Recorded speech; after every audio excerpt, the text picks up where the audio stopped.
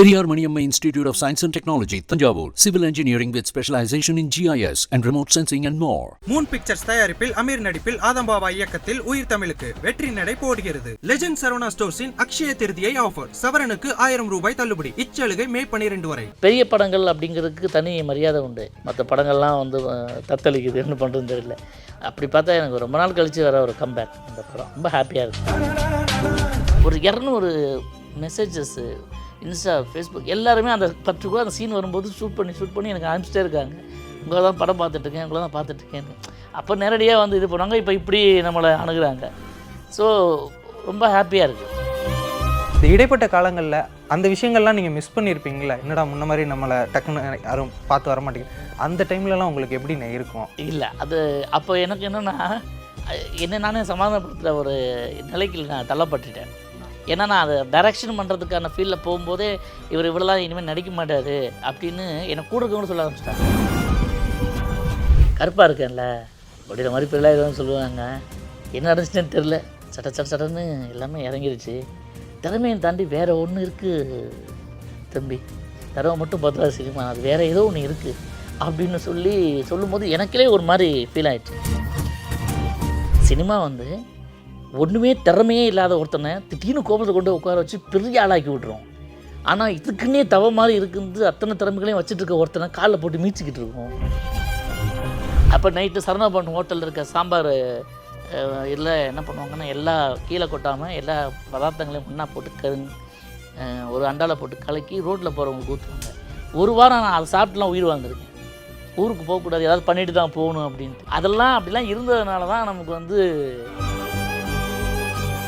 இப்போ உடனே வந்து எங்கேயோ ஒரு மூலையில் உட்காந்துக்கிட்டு ஒரு வீடியோவை போட்டுட்டு உடனே வைரல் ஆகி ஒரு 1,00,000 பேர் சப்ஸ்கிரைபர், 1,00,000 பேர், 1 கோடி பேர் பார்க்க வைக்கிறதுலாம் ஒரு விஷயமே கிடையாது. எல்லாத்தையும் தாண்டி அந்த 70mm ஸ்க்ரீனில் பண்ணுற மேட்சிக்கை எந்த கொம்பனாலும் நிகழ்த்த முடியாது.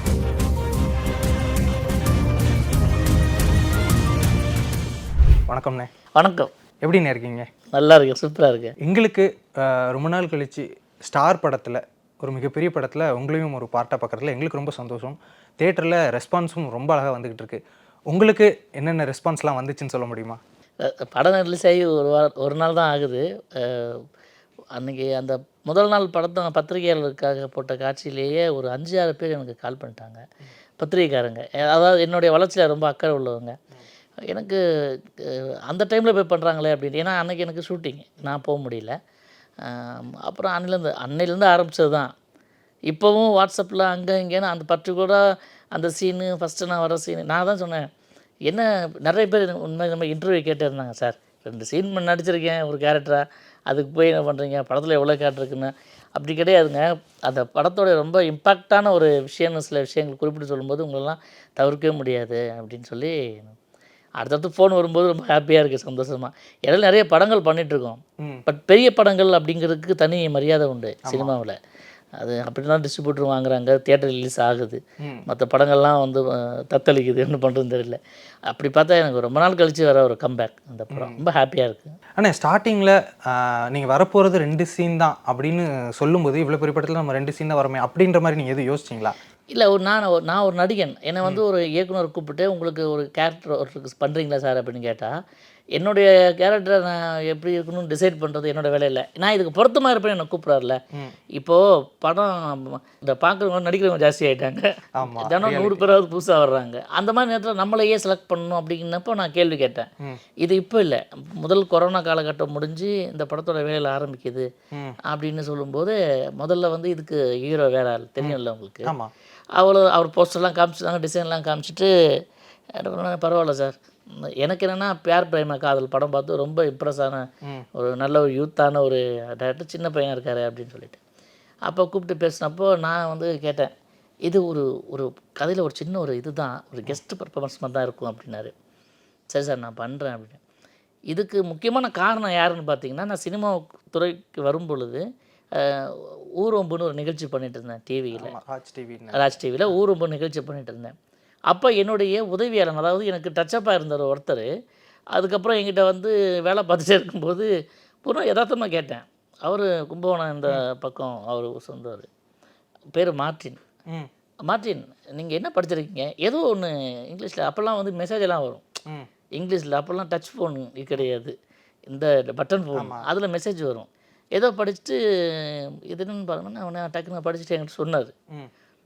அந்த அந்த சீன் மாதிரியே. அப்போ என்னென்ன பரபரப்பாக இருக்காங்களோ அதை கொடுத்து படிக்க விடுவோம், நம்மளும் படிப்போம். அப்புறம் டக்குன்னு சொன்னேன், என்ன படிச்சிருக்கீங்கன்னு கேட்டேன். அண்ணா பிஏ அப்படின்னு. என்னதே பிஏவா? நீ என்ன என்கிட்ட வந்து டச்சப்பாக இருக்க நீ அப்படின்னு சொன்னோன்னே, ஊரில் வேலை இல்லைண்ணா, சினிமா மேலே ரொம்ப ஆர்வம், எப்படியாச்சும் போயிடலாம் அப்படின்னு. இங்கே வந்து பார்த்ததில் வேலை கேட்டோன்னே நீங்கள் தான் தந்தீங்க, அதனால உங்கள் நான் வேலை பார்த்தேன் அப்படின்னு. நோ, நீங்கள் எப்படியாவது இண்டஸ்ட்ரியில் வரணும்னு வந்துட்டீங்க இல்லை, அதனால் ஒரு நல்ல இடத்துல போய் உங்கள் படிப்புக்கு ஏற்ற மாதிரி நிறைய வேலைகள் இருக்குது அப்படி இப்படின்னு சொன்னோன்னே, ஓகேண்ணே அப்படின்னு அரை மனசோட போயிட்டு கொஞ்ச நாள் கழிச்சு, என்ன நான் ஒரு கம்பெனியில் கேஷியராக இருக்கேன், கணக்கு வழக்கெல்லாம் பார்த்துட்ருக்கேன். என்ன கம்பெனின்னா டூயட் மூவிஸ் அப்படின்னாப்புல, பிரகாஷ் ராஜ் கம்பெனியில் டூயட் மூவிஸில். சூப்பரியா அப்படின்னு அப்படியே போயிட்டு இருக்கு. ஒரு 2-3 வருஷம் கழித்து பார்த்தா சின்ன சின்னதாக அங்கேயே வேலை பார்த்து அந்த கம்பெனிக்கு ப்ரொடக்ஷன் மேனேஜர் ஆகிட்டார். அந்த திறமையில் அவர் தான். நான் அந்த இளன் டைரக்டர்கிட்ட பேச போகும்போது அவங்க டிஸ்கஷனில் கேட்டிருக்காங்க, இது வந்து 2005-2006 நடக்கிற மாதிரி ஒரு கதை. அதுக்கப்புறம் 2016-17 இது ஓப்பன் ஆகுது. ஐ மீன் அந்த டைமில் பீக்கில் இருக்க ஒருத்தர் வந்து இந்த டைமில் வந்து இது மாதிரி வேணும், இந்த டைமில் ஒரு இருக்க மாதிரி வேணும் அப்படின்னா, இவனுக்கு என் மேலே என்ன வாட்ச் பண்ணிட்டே இருக்க ஒரு கேரக்டர். இடையில நான் டைரக்ஷன் பண்ண போனோன்னே நிறைய பட வாய்ப்புகள் போயிடுச்சு. அதை தாண்டி சினிமாவில் பெரிய அரசியல் ஒன்று இருக்கும், அதை நம்ம வெளிப்படையாக சில இடங்களில் சொல்லியிருக்கோம். ஏன் பெரிய படங்கள் பண்ண முடியல அப்படின்னு சொன்னால் ஒருத்தரோட தலையீடு. அவர் நடித்தா நான் நடிக்க மாட்டேன் அப்படின்னு சொன்னாலே பெரிய படங்கள் எனக்கு வராமல் போயிடுச்சு. சின்ன சின்ன படங்களாக பண்ண ஆரம்பிச்சிட்டேன். ஏன்னா சர்வைவல் இருக்கு இல்லையா, நம்ம அதை பண்ணி தான் ஆகணும் அப்படின்ட்டு. அதனாலேயே பெருசாக வெளியே சரி இப்படின்னு டைரக்ஷனுக்கு போயிட்டேன் இல்லையா. இதெல்லாம் அவன் கவனிச்சிட்டே இருந்திருக்கான். அவன் சொல்லியிருக்கான், ஆனால் சுகுமார் சார் இதுக்கு நான் கரெக்டாக இருப்பார் அப்புறம். ஆமாம் இல்லை, அவன் காதல் பாப்பா வந்து பயங்கர பீக்கில் இருந்தார்ல அடுத்தடுத்த. ஆமாம் சார். அப்போ உடனே அவங்க கதையிலேயே அப்படி தான் இருந்திருக்கு ஒரு. ஆமாம், அது என்ன சொல்ல வந்தான். இப்போ நான் இது சொன்னோடனே நான் போயிட்டேன். கொரோனா முடிஞ்சு ஃபஸ்ட்டு மழை முடிஞ்சு மெதுமெதாக வேலையில் ஆரம்பிக்கும்போது நான் கூப்பிட்டுருந்தாரு, போயிருந்தேன். போனோன்னே நான் கேட்டேன், இதுக்கு எதுக்கு சார் என்ன சூஸ் பண்ணீங்கன்னு நீங்கள் சொன்ன மாதிரி நான் கேட்டேன். அவர் சொன்னார், இல்லை சார் எனக்கு மார்ட்டின் தான் சொன்னார் அந்த மாதிரி அப்படி சொன்னோன்னே, நல்லாயிருக்கும் சார் நீங்கள் பண்ணினீங்கன்னா. இப்போது சார் நான் வந்து வேறு வழி இல்லாமலாம் போகல, நான் கஷ்டப்படலாம் இல்லை, நல்லா இருக்கேன். சின்ன சின்ன படங்கள் பண்ணிட்டு இருந்தாலும் நான் டைரக்ஷன்லாம் பண்ணி நான் ஓரளவுக்கு நல்லா தான் இருக்கேன். இப்போ வந்து இதை பண்ணுனேன்னு சொன்னால் ஒன்று இது என்னோடய ஸ்டோரியை சொல்கிற மாதிரி ஆகிடுமா அப்படி. சார் அப்படி இல்லை சார், நிறைய பேர் உங்கள் டைமில் பீக்கில் இருந்தவங்கலாம் இப்போ வந்து இந்த ரெவல்யூஷன் சேஞ்சும்பாங்க, ஒரு மாதிரி புதுசாக இயக்குநர்கள் வந்த உடனே என்ன பண்ணுவாங்கன்னா, இப்போ சோஷியல் மீடியாவில் என்ன ட்ரெண்டுங்கன்னா, நிறைய இப்போ இருக்க பிரபலங்கள், இப்போ வைரல் ஆகிறவங்க, இப்போ ட்ரெண்டிங் ஆகிறவங்களையே கூப்பிட்டு நடிக்க வைக்கிறது. ஏன்னா அவங்களுக்கு இவங்க தான் ஆர்டிஸ்டாக தெரியுறாங்க. முன்னால் இருக்க ஆர்டிஸ்ட்டுங்களாம் அவங்கெல்லாம் வந்து மறந்துட்டாங்க. அதில் நல்லாயிருக்கும் சார். நீங்கள் வந்து எப்படி இருக்கும்னு சொன்னால், நீங்கள் பீக்கில் இருக்கும்போது ஹீரோ உங்கள்கிட்ட வந்து எப்படி சார் இந்த இடத்துக்கு வந்தீங்க அப்படின்னு கேட்குறது ஒரு டிப்ஸாக நீங்கள் சொல்கிற மாதிரியும், சும்மா இல்லை தம்பி 10-15 வருஷம் கஷ்டப்பட்டு தான் அந்த இடத்துக்கு வந்துருக்கேன், சினிமாவில் திறமையாக இருந்தால் முன்னுக்கு வந்துடலாம், என்ன கொஞ்சம் லேட் ஆகும், நான் ஒருத்தர் சொல்கிறேன் நீங்கள் போய் பாருங்கள் அப்படின்னு சொல்கிற மாதிரி இருக்கும் சார். அந்த கேரக்டரே இன்னொரு டைமென்ஷனில் பார்க்கும்போது ஒரு 10 வருஷம் கழிச்சு 12 வருஷம் கழித்து பார்க்கும்போது பார்த்தா அவன் இன்னும் வாய்ப்பு தான் தேடிக்கிட்டு இருப்பான். நீங்கள் உங்களோட இது மாறி இருக்கும் அப்படிங்கிறப்போ அதில் ஒரு பெரிய இது இருக்குது அப்படின்னாரு இம்பேக்ட். உண்மையிலே சொல்கிறேன், இளன் வந்து அவர் அனுபவத்தாலையும் வயசாலையும் சின்னவராக இருக்கலாம், ஆனால் உண்மையிலேயே உணர்வு ரீதியாக மிகப்பெரிய ஒரு படைப்பை கொடுக்கக்கூடிய ஒருத்தவங்கிற அப்போ பேசிட்டேன். இல்லை சார், சினிமா என்கிறத வந்து அவர் சொன்ன ஒரு வார்த்தை சார், சினிமா வந்து ஒன்றுமே திறமையே இல்லாத ஒருத்தனை திடீர்னு கோபத்தை கொண்டு உட்கார வச்சு பெரிய ஆளாக்கி விட்ருவோம். ஆனால் இதுக்குன்னே தவ மாதிரி இருக்குது அத்தனை திறமைகளையும் வச்சுட்டு இருக்க ஒருத்தனை காலில் போட்டு மீச்சிக்கிட்டு இருக்கும். ஆனால் என்னைக்காவது ஒரு நாள் அவன் வந்துடுவான். அதை வந்து நீங்கள் சொல்கிற மாதிரி இருக்கும் சார். இது இன்றைக்கி நான் தான் இனிமேல் நம்ம தான் இனிமேல் நமக்கு நம்மளை விட்டு ஆளே கிடையாது அப்படின்னு நினைக்கிற சினிமாக்காரங்க, இந்த எத்தனையோ பதவியில் உள்ளவங்க இடத்துல உள்ளவங்களுக்கெல்லாம் உங்கள் பதில் வந்து பயங்கரமாக இருக்கும் அப்படின்னு. எனக்கெல்லாம் அப்போ இவ்வளோ பெருசாக தோணலை. உண்மையாக சொல்லப்போனால் அந்த கொரோனா டைமில் கூப்பிட்டு வேலை கொடுத்தாங்க சார். அப்படி தான் போனேன். நான் வந்து ஒரு சம்பளம் கேட்டேன் சார். நீங்கள் சொல்கிறலாம் பார்த்தா அவங்க என்ன தெரியுமா இன்னொன்று சொன்னாங்க, சார் தாடி ஒரிஜினலாக வேணும் சார், நாங்கள் ஒரு சீன் முதல்ல எடுத்ததுக்கப்புறம் மீசை இல்லாமல் எடுப்போம், அதுக்கப்புறம் எங்கள் வெயிட்லாம் கொஞ்சம் கம்மி பண்ணி ஒரு 6-7 மாதம் கழிச்சு தாடி வளர்த்து தான் எடுக்க போகிறோம், ஒட்டு தாடியெல்லாம் வேணாம் அப்படின்ட்டாங்க. சினிமாவில் என்னோ மாறிடுச்சு சார் மேக்கப்பில், ஏன் சார் அப்படின்னு. இல்லை சார் இது நீங்கள் பண்ணணும் அப்படின்னு சொன்னாங்க. நான் ஒன்று அவன் நாள் இருக்கும்போது தாடி இல்லாமல் நடிக்கும்போது சில இடத்துல இப்போ வேணான்றுவாங்க சார், இல்லை தாடி எடுத்தே ஆகணும்பாங்க. அப்போ எனக்கு லாஸ்ட் தானே சார் சினிமா ஆகும் அப்படின்னு. சார் உங்களுக்கு பேமெண்ட் நீங்கள் கேட்குறக்கு அப்புறம் கொடுக்குறேன் அப்படின்ட்டாங்க. அந்த 7 மாதம் தாடி வளர்க்கும் போது நான் சில படங்களை அவாய்ட் பண்ணதுக்கான பேமெண்ட்லாம் அவங்க எனக்கு ரீபேமெண்ட் கொடுத்தாங்க. ஓ, அவ்வளோ மெனக்கெட்டாங்க. அந்த கேரக்டர் ஏதோ ப்ரொஜெக்ட் எனக்கு அப்படிலாம் எனக்கு தோணவே இல்லை. ஏதோ ஒரு கேரக்டர் கொடுக்குறாங்க, நம்ம ஒரு சீன் பண்ணுறோம் அப்படின்னு. ஆனால் நம்ம எப்படின்னா எப்பவுமே டெடிக்கேஷனாக ஒரு விஷயத்த பண்ணால் நடிப்போம். அப்படி தான் நான் நடித்தேன். அதுக்கப்புறம் பார்த்திங்கன்னா டெய்லி இவங்க எதோ சும்மா சொல்லிட்டு விட்டாங்கன்னு ஒரு நாள் ஷூட்டிங் முடிச்சிட்டாங்க. அது நான் வந்து இந்த தியேட்டருக்குள்ளே படம் பார்த்துட்டு வெளியே வரும்போது ஆட்டோகிராஃப் வாங்குறது, காரில் ஏறி போகிறது, இவங்க ஃபாலோ பண்ணுறது, கேரவனில் நான் பேசுகிறதுன்னு ஒரு நாள் சீன் முடிச்சாச்சு. அவ்வளோ அதுலேருந்து ஒரு 4 நாள் தள்ளி சார் டெய்லி ஒரு ஃபோன் வரும் சார், தாடி எடுக்கல தாடி எடுக்கல லவ் டான்சர் மாதிரி ஒரு அசோசியேட் என்னை ஃபாலோ பண்ணுறதுன்னு ஒருத்தர் வச்சுட்டாங்க சார். டெய்லி ஒரு வாரத்துக்கு சார் ஒரு சார் ப்ரெசன்ட் லுக்கில் ஒரு ஃபோட்டோ எடுத்து நான் அனுப்ப முடியுமா? எதுக்கு சார் ஒன்று அனுப்பிடுறது. இப்படி கிட்டத்தட்ட நான் ஒரு 100 ஃபோட்டோ அனுப்பிச்சிருக்கேன் 6 மாதத்தில் அவங்கள்கிட்ட.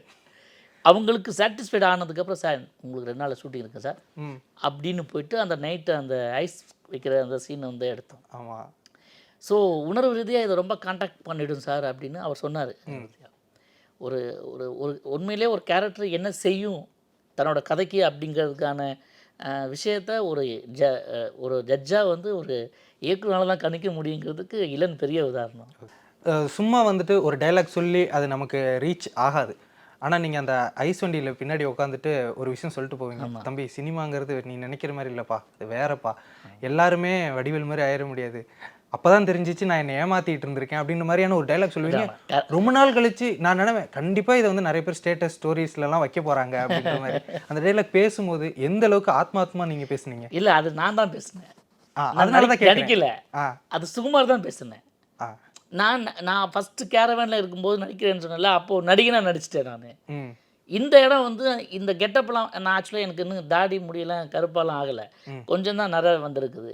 அங்கே போய் நின்னோன்னே சார் இந்த மாதிரி வேணாம் சார், அங்கங்கே தான் உங்களுக்கு வெள்ளை இருக்குது அப்படின்ட்டு ஒட்டு மொத்தமாக பெயிண்ட் அடிக்கிறாங்க, தலைக்கு மூஞ்சிக்கும் அடிக்கிறாங்க. நான் சார் கும்பின்னு இருக்கேன், கம்முன்னு இருந்தேன். கொஞ்ச நேரம் கழித்து டேரக்டர் கூப்பிட்டு வந்தாங்க, சார் இது ஓகே பாருங்க அப்படின்னதுக்கப்புறம் அவர் பார்த்துட்டு சார் இன்னும் கொஞ்சம் ஏற்றணும் சார் அப்படின்னாரு.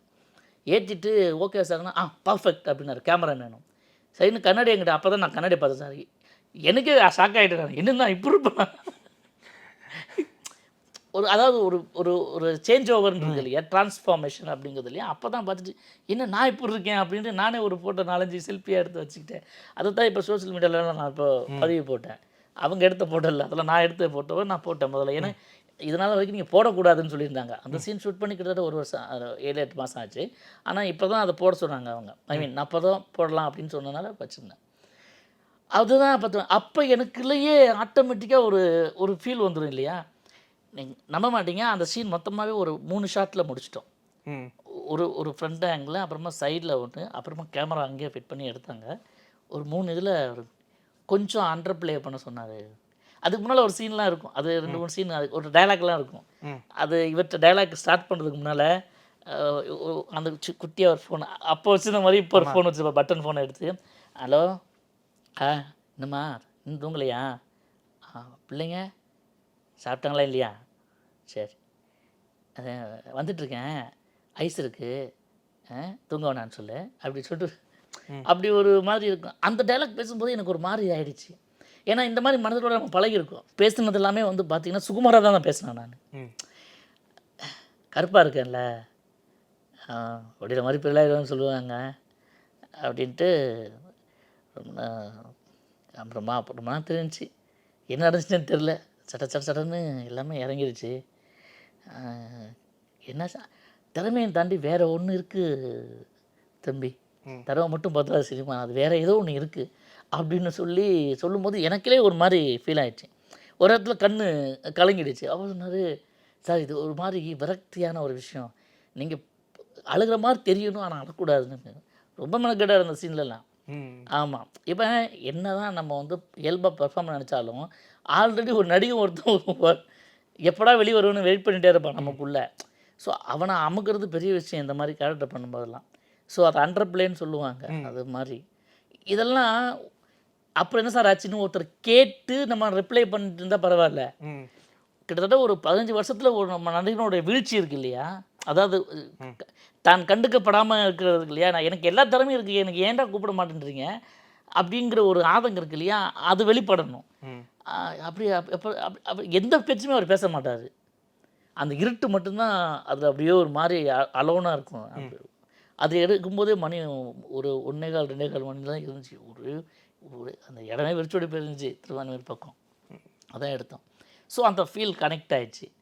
அது ஆக்சுவலாக நானே திரையில் நான் என்னையே வேறு மாதிரி பார்த்தேன். இப்போ காதல் படத்தில் எப்படி ஒரு சுகுமார் வெளியானாரோ அந்த மாதிரி தான் இருந்தது. ஆனால் அது வந்து எங்களுக்கு ஏன் ரொம்ப கனெக்ட் ஆச்சுன்னா, உண்மையாலுமே உங்களோட ஆரம்பகட்ட காலகட்டங்களில் உங்களை வந்துட்டு நிறைய பேர் வடிவேல் சார் மாதிரியே இருக்காரே அப்படின்ற மாதிரி தான் சொல்லிட்டு இருந்தாங்க. அந்த மாதிரியே இங்கேயும் அது ட்ராவல் ஆகும்போது அதை எந்த அளவுக்கு வழியோட அந்த விஷயத்தெல்லாம் கன்வே பண்ணீங்க அப்படின்னு தான் நாங்கள் தெரிஞ்சுக்கணும்னு நினைக்கிறேன். இப்போ வந்துட்டு ஆரம்பத்தில் உங்களுக்கு நடந்திருக்கும்ல, இதில் அந்த காரில் வந்துட்டு எல்லாருமே சேஸ் பண்ணிட்டு போவாங்கல்ல, அந்த மாதிரி உங்களுக்கு ரியல் லைஃப்பில் ஸ்டார்டிங்கில் எப்போ நடந்துச்சு, அந்த விஷயங்களை ஷேர் பண்ணிக்க முடியுமா? அதெல்லாம் நிறைய நடந்துருச்சு. படம் பீக்கில் ஓடிட்டுருக்கு. ஒரு காதல் அப்போ தேவி தேட்டரில் ஆடியன்ஸ் அப்போல்லாம் வந்து என்ன பண்ணோன்னா, படத்தில் நடித்த குரூஸ் போயிட்டு படம் ஓடிட்டு இருக்கும்போது இன்ட்ரோல் பிளாக்ல அப்படியே மக்கள் முன்னால் நின்று கையெல்லாம் காட்டி கத்துவாங்க. அப்படி நாங்கள் திண்டுக்கல், திருச்சி அவங்கெல்லாம் நான் இயக்குனர்லாம் போயிட்டு பரத் ஒரு ஏரியாவுக்கு ஆளுங்களை பிரித்து விடுவாங்க. ஒரு ஏரியாவுக்கு போனால் ஒரு நாள் என்ன பண்ணார், ஒரு 10-15 நாள் இருக்கும், தேவி தேட்டரில் படம் ஓடிட்டுருக்கு. அப்போது வந்து ஒரு இங்கேருந்து போகணும். அப்போ வந்து டேய் சீக்கிரம் வாடா அப்படின்னு. அப்போ நம்ம 2 வீலர்லாம் போகக்கூடாது அப்படின்ட்டு, அப்போ நான் கார் வாங்கலை, 2 வீலர்லாம் போகக்கூடாதுன்னு சொல்லிட்டு ஆட்டோவில் போகலான்னு சொல்லிட்டு ஒரு ஆட்டோவை பேசி இங்கேருந்து போயிட்டே இருக்கேன்.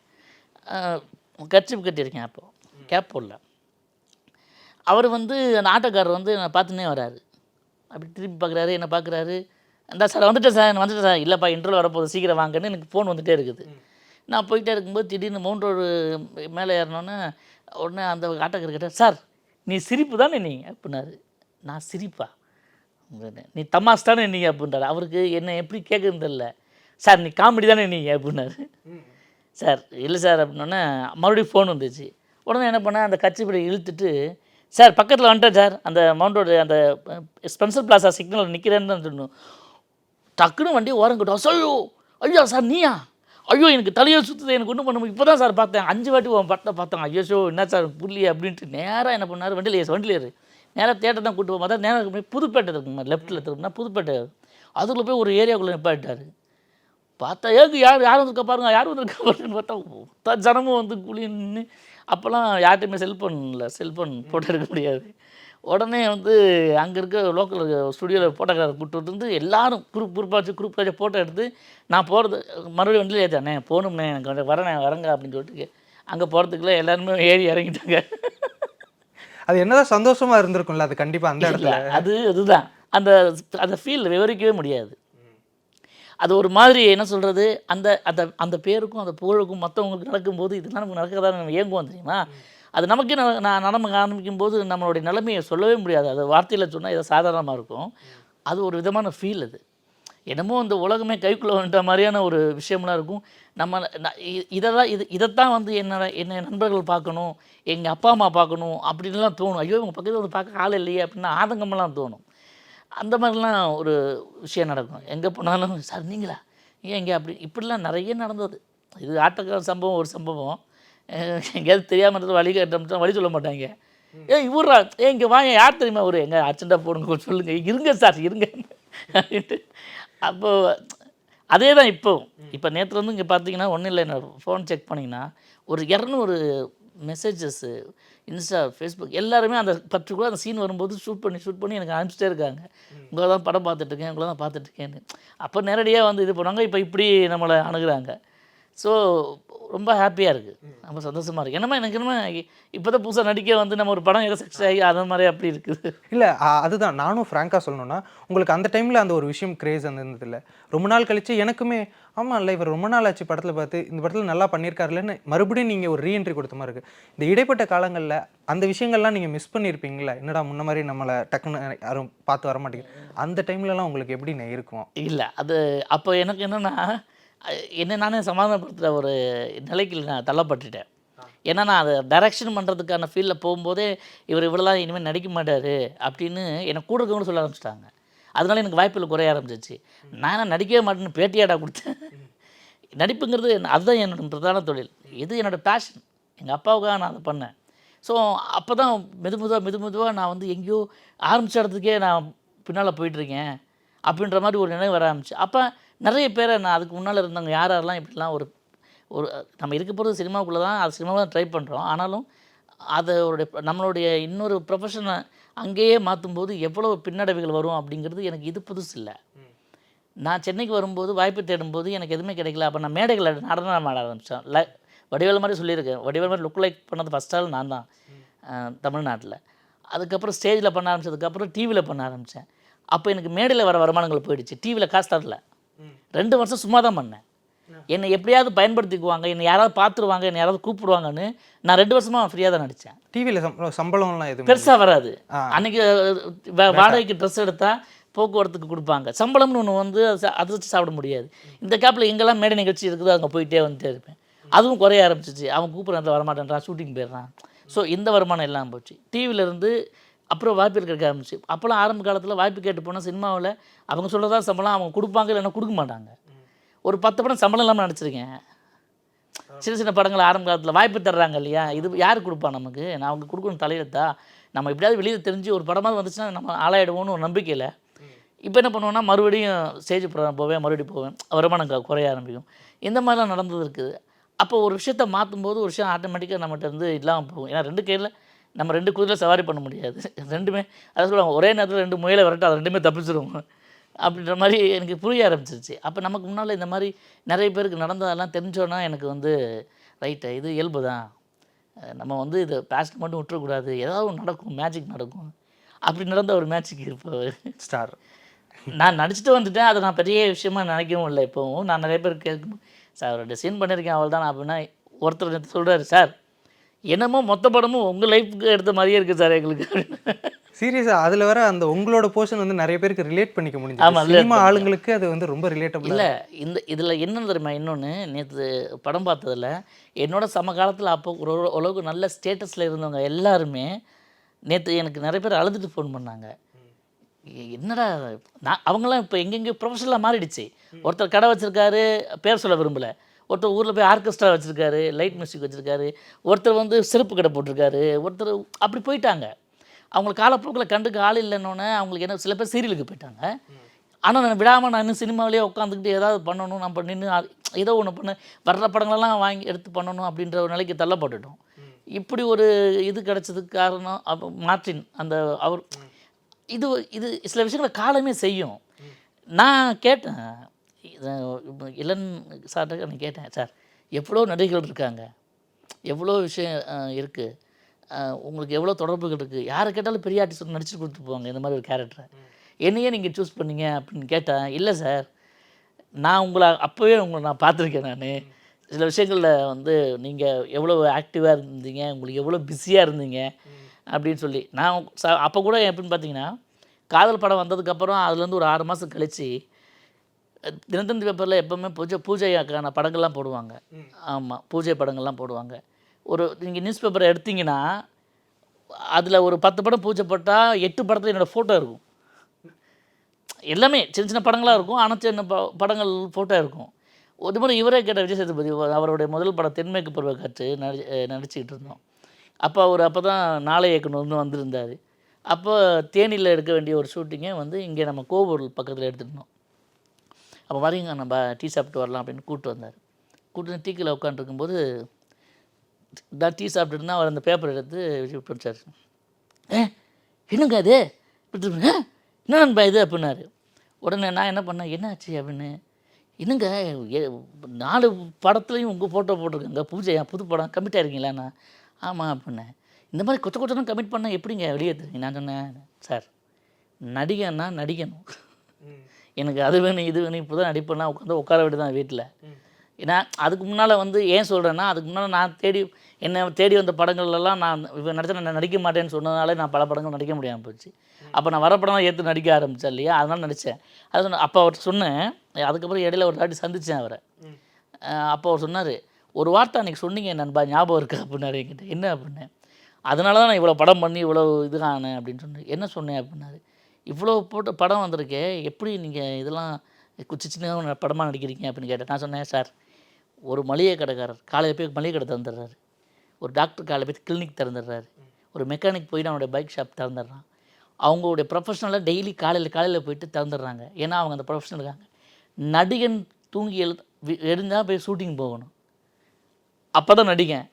நடிச்சுட்டு ஒரு 10-20 வருஷம் வீட்டில் இருக்க நடிகனே கிடையாது, ஃபீல்ட் அவுட்டுன்றாங்க. காதல் படத்துக்கு முன்னாடி நீங்கள் விருமாண்டி வசூல்ராஜ் MBBSல பண்ணீங்க. அப்போ கமல் சார் இப்போ அந்த படத்துக்கு கமிட் பண்ணது எப்படி? கமல் சார் உங்களை கூப்பிட்டு அதில் இது பண்ணாரா? விருமாண்டியில் வந்து ஆடிஷன் வச்சுருந்தப்போ, அதுக்கு ஆடிஷன் நடந்தப்போ ஆடிஷன் முடிஞ்சிருச்சு. அதுக்கப்புறம் எனக்கு வந்து பெரிய கருப்பத்தர் ஐயா இருக்காருங்க இல்லையா, இப்போ காப்ப ரணசிங்கம் பண்ணார் இல்லையா, விருமாண்டி அவருடைய அப்பா பெரிய கருப்பத்தேவர். அவர் நாங்கள்லாம் நிறைய நாடகங்கள் நிகழ்ச்சிகள் பஞ்சாயத்து தலைவராக கூட சில படங்கள் நான் வருவார். அவர் கரடக்காரில் இருக்காரு, அவர் ஏகப்பட்ட படம் பண்ணியிருக்காரு. அவர் இந்த படத்தில் கமிட்டாக இருந்தார். அப்போ நாங்கள் வந்து நிறைய பாடல்கள்லாம் பாடுவோம், நாட்டுப்புற பாடல்கள்லாம் பாடுவோம் அப்படி இப்படின்னு சொன்னேன். அப்போ நான் அடிக்கடி வீட்டுக்கு அவங்க வீட்டில் தான் போயிருப்பேன். எப்பா தம்பி நாளைக்கு கமல் சார் படத்தோட ரெக்கார்டிங் இருக்குது, ராஜா சார் மியூசிக்கில், நீ வரியா அந்த கோரஸ்லாம் இருக்குது பாடலாம் அப்படின்னு அப்படி தான் கூட்டிகிட்டு போனார்.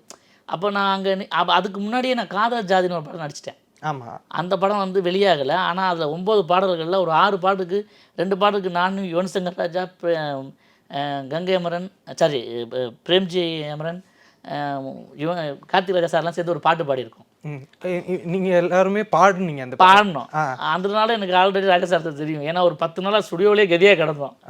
ஆமாம், ஏன்னா அது அந்த பாட்டுக்கு கஸ்தூரிராஜா சார் படத்துக்கு அவர் தான் அறிமுகப்படுத்தினார் என்னைய சினிமாவில். அதுக்கு போயிருந்தப்போ நல்லா தெரியும். அப்போ அந்த சார் வந்து இறங்கி வரும்போது சார் ஸ்டுடியோ வாசலில் நின்றுருக்கோம், அந்த ரெக்கார்டிங் ஸ்டுடியோ வாசலில். இப்போ கமல் சார் கரெக்டாக இறங்கி வர்றாரு. இவர் ஐயா வணக்கம் ஐயா அப்படின்னா வணக்கம் அப்படின்போது கமல் சார் வணக்கம் அப்படின்னா இவர் ராஜா சார் என்னை பார்த்துட்டு என்ன தம்பி நல்லா இருக்கீங்களா அப்படின்னா, நான் வணக்கம் ஐயா காலை விளப்பேன் நல்லா இருக்குல்ல அப்படின்னா. உடனே யார் நல்லது உடனே ஒரு பெரிய ஒருத்தர் சொன்னார், தம்பி நல்லா பாடுவாப்பில், ஊர் அலங்காநல்லூர் தான், ஜல்லிக்கட்டு அதெல்லாம் தெரியும். அப்படியா அப்படியா என்ன அப்படியே அப்படின்னோடனே அப்போ அந்த ஆல்பம் எடுத்துகிட்டு வாங்க அப்படின்னு சொன்னார். கார்லேருந்து ஒரு ஆல்பம் எடுத்துகிட்டு வந்தாங்க. அப்போ தான் ஜல்லிக்கட்டில் அந்த வாடி வாசலில் மாடு அடக்கிறது அது இதெல்லாம் ஃபோட்டோ ஷூட்லாம் முடிச்சுட்டு நான் அப்போ ஒவ்வொன்றும் சார் இது பயங்கரமாக இருக்குது சார், சார் இந்த மாதிரி வாடி வாசல் ஆப்போசிட்டில் நிற்க மாட்டாங்க சார், எப்படி சார் நின்றீங்க அப்படின்னு கேட்டோடனே இதாகிடுச்சு. ஏன்னா அது எப்படி அனௌன்ஸ் பண்ணுவாங்க அதிலலாம் உங்களுக்கு இதுக்கு அப்படின்னா பண்ணுவோம் சார். வாடி வாசலில் எப்படி அனௌன்ஸ் பண்ணுவாங்க அப்படிங்கிற விஷயத்த நான் உடனே அங்கே பண்ணி காமிச்சேன். அதை கேட்டு அவர் ரசித்தார். எப்போ அது திடீர்னு அந்த மாடு சந்துக்குள்ளே தான் ஓடும், திடீர்னு வீட்டுக்குள்ளே பூந்துடும். இங்கே அனௌன்ஸ் பண்ணுறது எப்பா அது வாழ வேண்டிய மாடுமா, ஏதாவது பசு மாடு வளர்க்குறீங்களா அதை வெளியே விடுங்கம்மா, அதை அடுத்து வரப்போகிறது வாடிப்பட்டி காலை பார்த்துக்கிரு, கல்யாணம் ஆகாதவன்லையும் ஓடி ஒளிஞ்சிக்கிரு அவ்வளோதான். அப்புறம் காலையில் என்ன பழகம் சாப்பிட்டு அதை குத்தி பார்த்துப்படுவேன் அப்படி இப்படின்னு வர்ற முன்னாலே பில்டப் பண்ணுவாங்க அந்த காளையை பற்றி. இதெல்லாம் சொன்னோன்னே அவருக்கு ரொம்ப அவர் சொன்னவர் ஓகே நாளைக்கு ஆஃபீஸ் வந்து பாருங்கள் அப்படின்னாரு. அப்படி தான் நான் வந்து சார்கிட்ட போயிட்டு வாய்ப்பு எப்படி வேணால் கிடைக்கும்ல, அதுதான் இந்த படம். எந்த நிமிஷம் எது நடக்கும் எது கிளிக் ஆகணும் உங்களால் சொல்லவே முடியாது. ஆமாம், அது வந்து ஆனால் நீங்கள் தொடர்ந்து அதில் இயங்கிக்கிட்டே இருக்கணும். உங்களுக்கு என்ன கமல் சாரே இப்போ சமீபத்தில் ஒரு பேட்டியில் சொல்லியிருந்தார். அதாவது அனந்து சார்கிட்ட பேசிகிட்டு இருந்தாராம்.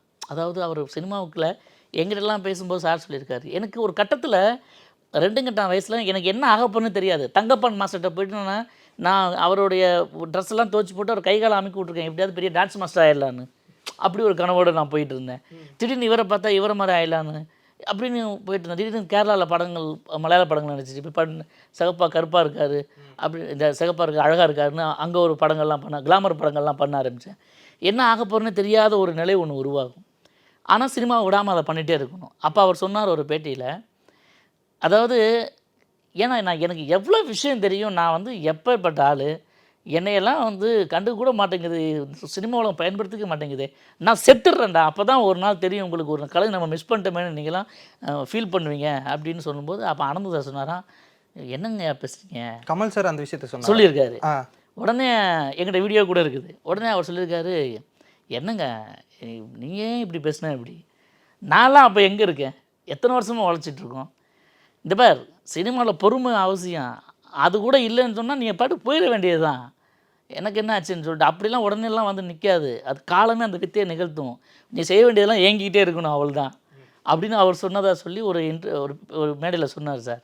ஸோ அந்த மாதிரி தான் இது. அப்போ அந்த காத்திருப்புக்கான பலன் கிடைக்குது இல்லைங்களா, அது வந்து அது அந்த உழைப்புக்கான பலன் அது. அது அந்த மொத்த டீமும் உண்மையிலேயே ரொம்ப பிரமாதமாக வேலை செஞ்சாங்க. ஆனா அந்த இன்னொரு விஷயம், அந்த ஐஸ்கிரீம் இதில போகும்போது நீங்க ஒரு விஷயம் சொல்லுவீங்க, சினிமால நான் இப்ப எங்க இருக்கேன்னு எனக்கே தெரியல. இவ்வளோ நாள் ஆயிருச்சு. சினிமால திறமையும் தாண்டி வேற ஏதோ இருக்குப்பா. அத தெரிஞ்சுக்கிட்டா சக்சஸ்ஃபுல் ஆயிரலாம் அப்படின்ற மாரி சொல்லுவீங்கல்ல. ரியல் லைஃப்ல அத எப்படி பார்த்துருக்கீங்க? உங்களோட இந்த டவுன்ஃபால்ல? இல்ல, இது நான் அப்படி சொல்ல மாட்டேன். எனக்கு ஒரு காலம் ஒரு இடைவெளி கொடுக்கும் இல்லையா? ம். எல்லாத்துக்கும் இப்போ ஹைவே இருக்கு. ம். இப்போ அதில் வந்து ஸ்பீடாக போகணும்னு நினைக்கிறீங்க ஒரு காரில்.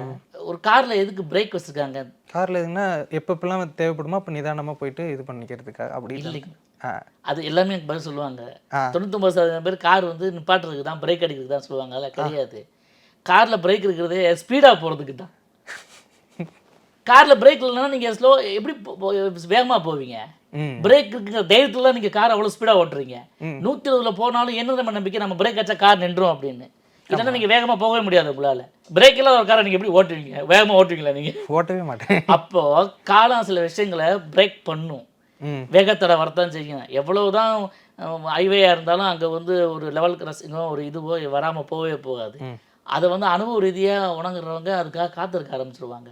எனக்கு அது ஆரம்பத்துலேருந்தே சின்ன வயசுலேருந்தே எனக்கு 6 வயசுலேருந்து கடமை. கிட்டத்தட்ட இது என்னோடய லைஃப் ஹிஸ்ட்ரி மாதிரி தான் இந்த படமும்.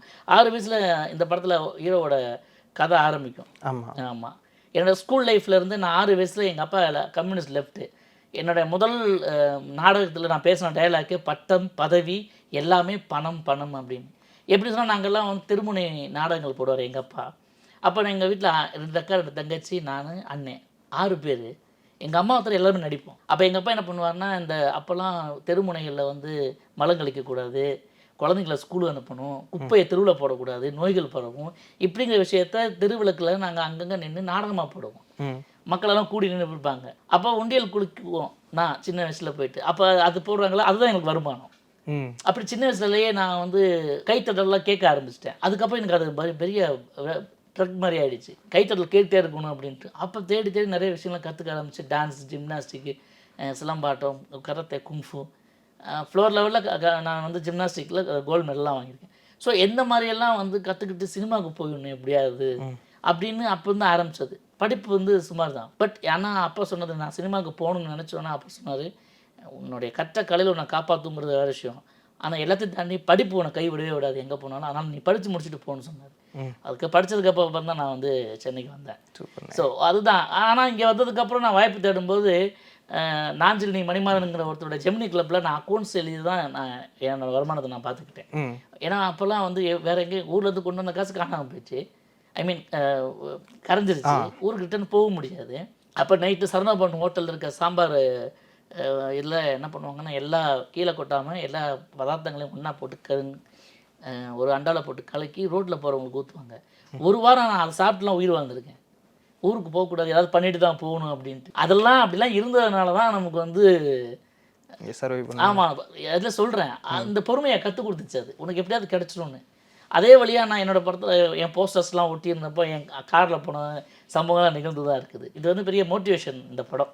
கண்டிப்பாக ஒவ்வொருத்தருக்கும் ஒரு motivation. Not only the cinema, எந்த விஷயத்தில் அச்சீவ் பண்ணுறதுக்கு ஒருத்தர் நினச்சாலும் அவங்களுக்கான விஷயம் அது கனெக்ட் ஆகிடும். அது சினிமான்னு சொல்ல மாட்டேன், சினிமாவாக இருந்தாலும் சரி, தன்னோட அதான் சொன்னாங்க விடாமுயற்சி தான். இந்த பிடிவாதம் ஒன்று இருக்கு இல்லையா, அது இருக்கவனுக்கு எப்பவுமே அது வந்து விட்டுறாது சினிமா அப்படிங்கிறது தான் இது இந்த படமே. இப்போது கொஞ்ச நாளைக்கு முன்னாடி உங்களுடைய பேட்டிகள் அந்த விஷயங்கள்லாம் பார்க்கும்போது எங்களுக்கு தெரிஞ்சிச்சு, இந்த மாதிரி வடிவேலு அவர்கள் வந்து இன்ஃப்ளூயன்ஸ் பண்ணுறாரு சினிமாவில், அதனால உங்களுக்கு வந்து நிறைய வாய்ப்புகள் கிடைக்காம இருந்தது அப்படின்ற மாதிரியான விஷயங்கள் நாங்கள் தெரிஞ்சுக்கிட்டோம். அது அப்போது இருந்தது, அந்த காலகட்டங்களில் இருந்தது. இப்போவும் அந்த மாதிரியான விஷயங்கள் சினிமாவில் நடந்துகிட்டு இருக்குன்னு நீங்கள் நினைக்கிறீங்களா? இல்லை, இப்போ நான் வந்து வைக்கிற வெடுவனா அந்த மாதிரிலாம் இப்போ யாருமே கிடையாது. பண்ண முடியுமா? டாமினேட் பண்ணலை, பண்ணவும் முடியாது. இப்போ அப்போல்லாம் வந்து சினிமா சில பேர் கையில் தான் இருக்கும், இப்போ அப்படி கிடையாது. ஏன்னா பிஸ்னஸ் அவங்களுக்கு வச்சு வருதுங்கிறனால அவங்கள டிபெண்ட் பண்ணி டேரக்டர்ஸ் இருந்தாங்க. இப்போ டேரக்டர்லாம் எனக்கு இண்டிபெண்ட்டாக இருக்காங்க. ஆமாம், அவங்கெல்லாம் எந்த முடிவுகளும் தைரியமாக எடுக்கிறாங்க. யாரை வேணால் அவங்க உருவாக்க முடியுது அவங்களால. நம்மளோட என்னன்னா, என்னை போல் நிறைய கலைஞர்கள்லாம் இருக்காங்க. அவங்களுக்கெல்லாம் வந்து அவங்களாம் பொக்கிஷ மாதிரி எப்போவுமே. அவங்களெல்லாம் வந்து நீங்கள் பயன்படுத்தலாம் உங்கள் இப்போ படங்களில். அவங்க பெருசாக டிமாண்ட்லாம் பண்ண மாட்டாங்க, காசு இவ்வளோதான் இருந்தால் அவ்வளோதான் கொடுங்க அப்படின்னு சொல்லிட்டு. இப்போ உடனே வந்து எங்கேயோ ஒரு மூலையில் உட்காந்துக்கிட்டு ஒரு வீடியோவை போட்டுட்டு உடனே வைரல் ஆகி 1,00,000 பேர் சப்ஸ்கிரைபர், 1,00,000 பேர், 1 கோடி பேர் பார்க்க வைக்கிறதெல்லாம் ஒரு விஷயமே கிடையாது. எல்லாத்தையும் தாண்டி இந்த 70mm ஸ்க்ரீனில் பண்ணுற மேஜிக்கை எந்த கொம்பனாலும் நிகழ்த்த முடியாது. அது லட்சத்தில் ஒருத்தருக்கு நடக்கும். யாருக்குன்னா அந்த பிடிவாத குணம் யாருக்கு இருக்கும் அவங்க அதை நினச்சிக்கணும். அதுக்கான திறமையில வளர்த்துக்கணும். இந்த படத்தில் ஒரு சூசகமாக ஒரு விஷயம் சொல்லப்பட்டிருக்கும். எல்லா திறமைகளும் உள்ள ஒருத்தனுக்கே இதெல்லாம் கிடைக்கல அப்படிங்கிற ஒரு நோட்டு கிடையாது. எதுவுமே தெரியாதமா ஒருத்தன் வந்து சினிமாக்குள்ளே டப்புக்குன்னு குதிக்கிறாங்க. அவனுக்கு எனக்கு என்னென்னலாம் சோதனை சந்திப்பான். இப்போது எனக்கு இந்த கடலில் கிடக்கணும்னு ஆசை, நீச்சல் தெரியாமல் நான் உள்ளே வந்து செத்து போயிடுவேன்ல, அப்படித்தான். ஸோ நல்ல திறமைகள் இப்போ வரவங்க எல்லாத்தையுமே இருக்குது. இப்போ பிறக்கும்போதே எல்லாமே திறமைகளோடு தான் பிறக்குறாங்க. நம்மலாம் 10-20 வருஷத்தை தெரிஞ்சுக்கிட்டதெல்லாம் அவங்களுக்கு 6-7 வயசுல தெரிய ஆரம்பிக்குது. பயங்கரமாக டான்ஸ் ஆடுறாங்க, பாடுறாங்க, ஆடுறாங்க. திறமைகளுக்கெல்லாம் பஞ்சமே கிடையாது. ஆனால் எப்போவுமே வந்து கேரக்டர்னு போடும்போது இப்போ வந்து மேக்கப்பால் எதை விஷயமும் செய்ய முடியும். அப்போயே வந்து பார்த்தீங்கன்னா வி.கே. ராமசாமியெல்லாம் 26 வயசுலேயே 70 வயசு கிட்டப்பெல்லாம் போட்டு நடிச்சிருக்காரு. இப்போ கேரக்டர் அந்த வயசுலனா அந்த வயசில் உள்ளவங்க தான் பிடிக்கணும்னு நினைக்கிறாங்க. நடிப்புங்கிறது வந்து என்னென்னு சொன்னால் அது ஏமாத்துறது தான். அது வந்து யார் வேணால் அதை செய்ய முடியும். அந்த இல்லை சார் உங்களுக்கு ஏற்ற மாதிரி அந்த கேரக்டர் இல்லை அப்படின்றாங்க. எனக்கு ஒன்று புரியவே இல்லை. நடிகனால் என்ன நடிக்காமல் இருக்க முடியும்? ஒரு தேர்ந்த நடிகனால் எதை செய்யாமல் இருக்க முடியும்? உண்மையிலேயே அதில் பார்த்தீங்கன்னா கவினுடைய நடிப்பெல்லாம் அமேசிங்.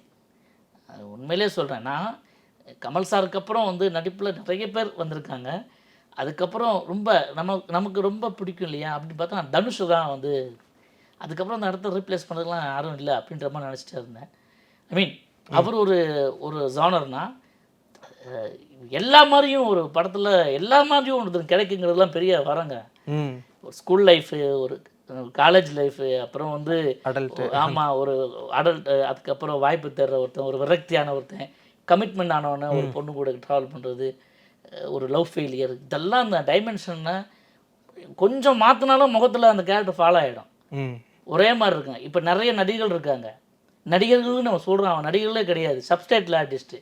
அவன் என்ன ஃபீல் பண்ணுறாங்களோ கீழே போன அண்ணன் இப்போது கோவப்படுகிறார் அப்படின்னு சப்டைட்டில் போடும்போது தெரியும். இப்போ ஆத்திரமாக இருக்கிறார், இப்போ காதல் வயப்படுகிறாருன்னு எல்லாத்துக்கும் மூஞ்ச ஒரே மாதிரி வச்சுக்கிட்டு இருப்பாங்க. அவன் நடிகர்னு கொண்டாடுறாங்க. நல்ல நடிகர்கள் அப்படிங்கிறவங்கலாம் உடல் மொழி, பாவனை, மாடுலேஷன்ஸ் அப்படின்னு எல்லாத்துலேயுமே அந்த அதிசயத்தை நிகழ்த்த முடியும். அதை வந்து இப்போ யுவன் இந்த படத்தில் பண்ணியிருக்காப்புல. அது காரணம் வந்து இது 3 பேர் தான் அந்த படம். அதாவது யுவன், இளன், கவின் இந்த 3 இன்னும் எனக்கு வின். ஓகேண்ணே. ஆனால் இப்போ கவின் அவர்களோட நீங்கள் இப்போ 25 வருஷமாக இருக்கீங்க சினிமாவில். உங்களுக்கு பார்க்கும்போது எவ்வளோ ஹீரோஸ் வருவாங்க போவாங்க அப்படி பார்த்துருப்பீங்க, அவங்களோட சடன் வெற்றிஸை பார்த்துருப்பீங்க. இப்போது கவின் அவர்கள் இப்போ ஒரு ரைஸ் ஆகிட்டு வந்துட்டு இருக்க ஒரு ஸ்டார். இவரோட வளர்ச்சியை நீங்கள் எப்படி பார்க்குறீங்க? இதை பற்றி அவர்கிட்ட சொல்லியிருக்கீங்களா? ஆமாம், நாங்கள் பேசினோம், கொஞ்சம் தான் பேசிக்கிட்டோம். நாங்கள் நிறையலாம் பேசலை. ஏன்னா என்னோடய போர்ஷன்ஸ் கொஞ்சம் தான் அவரோட இருக்கும், நிறைய பேசிக்கிறதுக்கான வாய்ப்பு இல்லை. அப்போ நான் சொன்னேன், நீங்கள் இப்போ உங்கள் மேலே இந்த படத்துக்கு முன்னாலேயே நடிச்சிட்டு இருக்கும்போது நிறைய கிரேஸ் இருக்குது, யங்ஸ்டர்ஸ்லாம் உங்களை நிறைய கொண்டாட தயாராகிட்டுருக்காங்க. டடா படம்லாம் ஓடினதுக்கப்புறம் பயங்கரமான ஒரு இதுவாக இருந்துச்சு. நல்ல கதைகள் செலக்ட் பண்ணி நடிக்கிறத வந்து ஒரு இதுவாக வச்சுக்கோங்க. திடீர்னு உங்களை வந்து மாஸ் ஹீரோவாக்குறேன் சார், அடுத்த இவர் நீங்கள் தான் அப்படின்லாம் வந்து நிற்பாங்க கத்தி கம்போட. அதுக்கெலாம் நீங்கள் ஆளாயிடாதீங்க. நம்மளாம் டைரக்டரோட ஆர்டிஸ்ட். இந்த மெட்டீரியல் யார் இன்றைக்கி வந்து மார்க்கெட்டில் நடிகர் மாஸான ஹீரோ அப்படின்னு பார்த்தா ஃபஸ்ட்டு ஷோ யாருக்கு தேட்டர் ஃபுல்லாகுதோ அவங்க தான் மாஸ் ஹீரோ. ஆனால் அது உடனே அந்த மேஜிக்லாம் நடந்துடாது. உடனே அப்படி வரணும்னு நிறைய பேர் வந்து இதாகிட்டாங்க. அதுக்கு நிறைய பேர் உதாரணம் சொல்லுவேன். நல்ல கதைகள் சூஸ் பண்ணிங்க. இல்லை ஜி அவர் சொன்னார், இல்லை ப்ரோ நான் அதில் கொஞ்சம் தெளிவாக இருப்பேன் அப்படின்னு சொன்னார் ஒரு வார்த்தை. அப்போவே தெரிஞ்சுது அந்த மெச்சூரிட்டி. கவின் வந்து இப்போ நீங்கள் எப்படி பார்க்குறீங்க அப்படிங்கிறதையும் தாண்டி கவின் என்ன பண்ணுனா அந்த கேரக்டர் கரெக்டாக இருக்கும், எவ்வளோ அது நியூட்ரலாக இருக்கணும், எவ்வளோ மேலே இருக்கணும் அப்படிங்கிற அளவுக்கு தெளிவாயிட்டார். அந்த தெளிவு ஸ்க்ரீனில் தெரியறதுனாலேயே தெரிஞ்சிச்சு அவர் நல்லா பக்குவப்பட்டார் அப்படின்ட்டு. அடுத்து வர இயக்குநர்கள் இளன் வந்து அதை சரியாக செஞ்சிட்டார். ஏன்னா ஒரு நடிகரை செதுக்கிறது இயக்குனர் கையில் தான் இருக்குது, அதை கரெக்டாக பண்ணிட்டார். அடுத்து வர இயக்குநர்களும் அதே மாதிரி அவர்கிட்ட வாங்கணும். ஏன்னா நடிகன் வந்து கொடுக்க தயாராக இருக்கும்போது வாங்கிறதுக்கு ஒரு ரெடியாக இருக்குன்னு. இல்லைன்னு வச்சுக்கோங்களேன், அது கமல் சார் சொல்லுவார், நான் வந்து சின்ன வயசில் 5 வயசில் நடிச்சுட்டே இருக்கிறதுனால என் டைலாக் பேப்பர் கொடுத்துட்டு போயிடுவாங்க. நடிப்பு சொல்லித்தரது தான் என்கே விஸ்வநாத் மாதிரி பெரிய இயக்குநர்கள் தான் இப்படி இருக்கணும் இப்படி இருக்கணும் சலங்கை ஒளியை இந்த மாதிரி படங்கள்லாம் சொல்லி தந்தாங்க. மற்ற இயக்குநர்லாம் பேப்பர் கொடுத்துட்டு போயிடுவாங்க. அதனாலே நான் எல்லா படத்தையும் ஒரே மாதிரி அழுதுருக்கேன், ஒரே மாதிரி சிரிச்சிருக்கேன் என்ன அப்படின்னு அவரே சொல்லியிருக்காரு. இவருக்கு எல்லாம் தெரியும், அவர் பார்த்துப்பார் அப்படின்னு விட்டாங்க. கிடையாது, இந்த படத்தில் அந்த கேரக்டர் என்ன செய்யும் அப்படிங்கிறது இயக்குனருக்கு தான் இருக்குது. இப்போ ஒன்றும் இல்லை, இவர் சொல்லுவார், தசாஸ்கி அப்படிங்கிற டைரக்டர் சொல்லுவார், ஒரு படத்தை நான் ஏன் எடுத்தேன் அப்படிங்கிற உண்மையான காரணம் அந்த இயக்குனருக்கு மட்டும் தான் தெரியுமா. ஓ ஆமாம், 100% எந்த கொம்பனாலையும் எல்லாரையும் திருப்திப்படுத்த முடியாது. ஒரு விஷயம் வேணால் செய்யலாம், எல்லாருக்குமே ஒரு படம் பிடிக்கணும்னா என்ன தெரியுமா பண்ணணும், அவங்களே கதை எழுதி அவங்களே டைரக்ஷன் பண்ணி அவங்களே எடுத்து அவங்களே பார்த்து திருப்திப்பட்டுக்க வேண்டியது தான். மற்றபடி இந்த படம் பிடிக்குமா பிடிக்காதா விமர்சனத்தை தாண்டி போகிற விஷயம் கிடையாது. என்ன பொறுத்த வரைக்கும் கேட்டால் நான் சொல்லுவேன், ஒரு படம் ரிலீஸ் ஆகிடுச்சுன்னா அது குழந்தை பிறந்த மாதிரி. குழந்தை பிறந்தோன்னா என்னப்பா இந்த விரல் ரொம்ப லென்த்தாக இருக்குது, கட் பண்ணிடுறேன் நம்ம டாக்டர் அப்படின்னு கேட்டால் எவ்வளோ அபத்தமாக இருக்கும். இது கால் கொஞ்சம் லென்த்தாக இருக்குது சார், இது கொஞ்சம் வெட்டி இல்லாமல் சார் அப்படின்னா எவ்வளோ இருக்கும். அது மாதிரி தான் ஒரு படத்தில் பண்ண தவிர அதே மாதிரி படம் எடுத்தால் தான் அர்த்தம் சரி பண்ண முடியும். அதையும் செய்ய முடியாது, வேறு கதை போவோம், வேறு ஹீரோ போவோம், வேறு ப்ரொடக்ஷன் போயிடுவோம். ஸோ சாரி கேட்க முடியாத ஒரே ஒரு தொழில் வந்து பார்த்திங்கன்னா சினிமா தான். ஒரு படத்தை நம்ம வந்து போராடி ஒருத்தரோட கதையை சொல்லி ஒரு ப்ரொடியூசர் ரெடி பண்ணி கூட்டிகிட்டு வந்துட்டு அந்த படம் வந்து தியேட்டரில் அவருக்கு போட்டு காமிச்சிட்டு இருக்கும்போது ஏதோ சொன்னது ஒன்று வந்தது ஒன்றுன்னு வச்சுங்களேன், சாரி சார் நெக்ஸ்ட் படத்தில் நான் அதை சரி பண்ணிடுறேன்னு சொன்னால் அந்த ப்ரொடியூசருக்கு இப்படி இருக்கும், எவ்வளோ செலவு பண்ணியிருப்பார். ஸோ சாரியே கேட்க முடியாது இங்கே, ஏன்னா பணிச்சு செய்கிற மாதிரி கிடையாது. ஒரு சோஃபா செட் செய்யும்போது ஏதாவது கால் சரியில்லைன்னா அடுத்துக்கலாம் எக்ஸ்ட்ரா பிக் பண்ணிக்கலாம், என்ன பண்ணிக்கலாம். சினிமாவில் அதை பண்ண முடியாது. நீங்கள் ஸ்பாட்டில் ஒரு மிஸ்டேக் பண்ணிங்கன்னா கடைசி வரைக்கும் அது மிஸ்டேக்கு தான் அது. அது மாதிரி நிறைய விஷயங்கள் இருக்குது. ஸோ இப்போ இருக்க இயக்குநர்கள் ரொம்ப தெளிவாக பண்ண ஆரம்பிச்சிட்டாங்க. ஏன்னா அவங்களுக்கு நிறைய தெரிய ஆரம்பிக்கிறதுக்கான நிறைய பிளாட்ஃபார்ம்ஸ்லாம் வந்துருச்சு, அதனால் ரொம்ப தெளிவாக பண்ணுறாங்க இப்போ எல்லாருமே. ஆனால் இப்போது நீங்கள் பேசிகிட்டு இருக்கும்போது நான் உங்கள்கிட்ட வந்துட்டு எனக்கு காதல் படத்தில் வந்த அந்த கேரக்டர் ஆகட்டும், அரையன் 305ஆம் கடவுள், இந்த கேரக்டரில் தான் என் மைண்டுக்குள்ளே ஓடிட்டு இருந்தது. நீங்கள் இடையில பேசும்போது நிறைய நான் சிரிக்கிற மாதிரியான விஷயங்கள்லாம் நிறைய பண்ணீங்க. அடுத்தடுத்து என்னென்ன பண்ணிட்டு இருக்கீங்க, என்னென்ன படங்கள் உங்களை எதிர்பார்க்கலாம்? அதுதான் இப்போவும் சொல்கிறேன், எனக்குள்ள ஒரு இயக்குனராக நான் நடிகனா ஒரு கட்டத்தில் ஜெயிச்சிருக்கேன். ஏன்னா இதுக்கு இந்த ப்ரொஃபஷனல் மட்டும்தான் வந்து டெட்டர்மெண்ட்டே கிடையாது, சாகிற வரைக்கும் நடிக்கலாம், இறக்கும் தர வரைக்கும் நடிச்சுட்டு ஒருத்தர் சாகலாம். சரி action sir, ready take sir, அப்படி ஆக்ஷன் உயிர் போகிற மாதிரி நடிச்சுட்டு செத்து போயிடலாம், அந்த டேக் ஓகே ஆயிரும். சார் தத்துவமாக நடிச்சா சாகிற மாதிரியே அப்படின்னு சொல்லிட்டு போயிடுவாங்க. ஸோ இந்த தொழிலுக்கு மொத்தம் ரிட்டைர்மெண்ட் கிடையாது. ஸோ அதனால் எனக்கு வந்து நடிகனா நான் ஓரளவுக்கு ரெகனைஸ்டாக தெரிஞ்சிருச்சு. இயக்குனராக நான் வந்து படம் 2 படம் ட்ரை பண்ணி அதில் சரியாக போகலை. அதில் வந்து நான் இயக்குனராக நான் வந்து சரியாக பண்ணலை. எனக்கிட்ட இன்னும் நல்ல கதைகள் இருக்குது, நல்ல ப்ரொடியூசர் கிடைக்கணும். ஸோ இயக்குனர் எனக்கு ஜெயிக்கணுங்கிற ஆதங்கம் இன்னும் இருந்துகிட்டே இருக்குது. நான் நடிச்சிட்டே இருந்தாலும் கரெக்டாக ஒரு படம் கொடுக்கணுங்கிற தெளிவாக இருப்பேன். என்னென்னா இன்னும் நான் இவங்க காமெடி இருந்தானே, காமெடி பிரச்சனை பார்க்குற இது தன்மை நிறைய பேர்கிட்ட இப்போ இருக்குது, அது இல்லாமல் போகணும், நிறைய பேர் வரணும். இன்னும் கூட ஒரு இசை நிகழ்ச்சியை சொல்லிட்டு இருந்தார், அதாவது மூலக்கல் அப்படின்னு சொல்கிற ஒரு கல் எனக்கு ஒரு கட்டத்தில் ஒதுக்கப்பட்ட கல்லாக தான் இருக்கும், புதுமுகமாக தான் இருப்பாங்க. புதுமுகமாக இருக்கவங்க தான் இன்றைக்கி சூப்பர் ஸ்டாராகவும் உலக நாயகனாகவும் புரியுது அவங்களுக்கு. ஒரு காலத்தில் புதுமுகம் தானே அவங்க, அப்படி வருவாங்க இல்லையா. அப்படி எல்லா கட்டத்துலையுமே வந்து நடிகனாக இருக்கிற ஒரு விஷயம் இருக்கு இல்லையா, அது நடந்துடும். அதனால் வந்து நான் தெளிவாக இருக்கேன். நான் பட் இயக்குனராக நான் வந்து ஜெயிக்கணும் அப்படிங்கிறத நான் இருக்கேன்.